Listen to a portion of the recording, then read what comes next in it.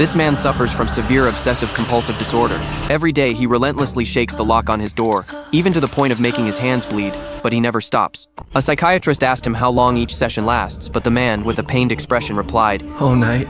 It turns out that Eddie once forgot to lock the door, which led to his daughter being murdered by intruders, which caused him to develop this strange obsession. To cure him, the doctor suggested he not lock the door tonight. Eddie followed the doctor's advice and left the door unlocked. But at that moment, he heard the sound of the door opening. Eddie grabbed a kitchen knife and walked to the door, thinking it was just his imagination. But when he went to put the knife back,